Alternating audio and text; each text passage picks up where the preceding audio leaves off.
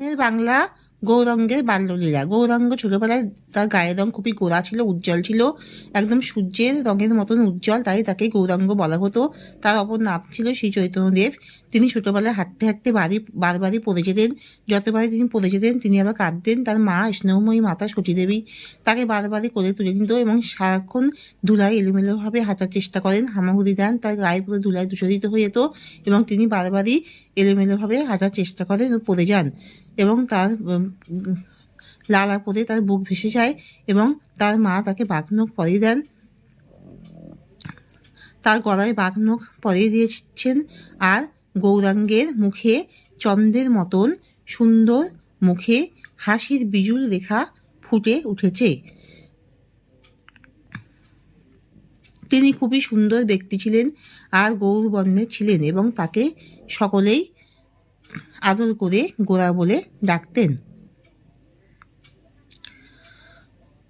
আর নিমাইও তার নাম ছিল, তাকে নিমাইও বলা হতো, কারণ তিনি নিম গাছের তলায় হয়েছেন বলে তাকে নিমাই বলা হতো। কবি বলেছেন এই ছেলে কোলের ছেলে নয়, কারণ এই ছেলেকে যাকে তার মাতা স্নেহময়ী মাতা বারবারই কোলে তুলে নিচ্ছেন, সেই ছেলে তাকে একদিন গৃহ ত্যাগ করতে হবে। তিনি তার মহান উদ্দেশ্যে তার জন্ম হয়েছে, তাই তিনি বলেছেন যে এই ছেলে কোলের ছেলে নয়, অর্থাৎ তাকে ত্যাগ করতে হবে। সংসারের মায়ের বন্ধনকে ছিন্ন করে তিনি সন্ন্যাস ধর্মে দীক্ষিত হবেন। তাকে সেই বিরহ যন্ত্রণা তার মাতাকে সহ্য করতে হবে, তাই তিনি বলেছেন যে এই ছেলে কোলের ছেলে নয়। যতবারই হামা দিচ্ছেন তিনি উঠে যাচ্ছেন এবং পড়ে গিয়ে তার আবার হাঁটার চেষ্টা করছে বারবার। গোড়া পড়ে যাওয়াতে সে ক্রন্দন করছিল।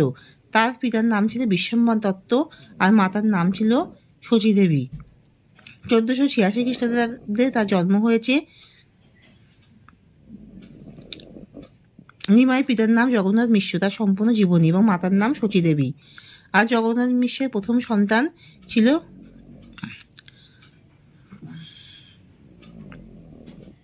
বিশ্বরূপ। আর তারপরে তাদেরই কটি কন্যা সন্তান মারা যায় এবং তারপরে নিমাইয়ের জন্ম হয়, তার নাম হয় বিশ্বরূপ।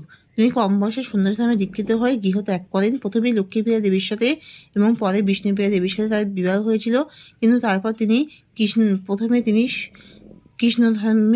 কৃষ্ণ দীক্ষা মন্ত্রে দীক্ষিত হয়েছিলেন এবং ঈশ্বরপুরীর কাছে। তারপর তিনি সন্ন্যাস মন্ত্রে দীক্ষিত হন কেশব ভারতীর কাছে এবং তারপর তিনি গৃহ ত্যাগ করে মহান উদ্দেশ্যে শান্তি ও প্রেম, কৃষ্ণ ধর্মের মহান প্রেম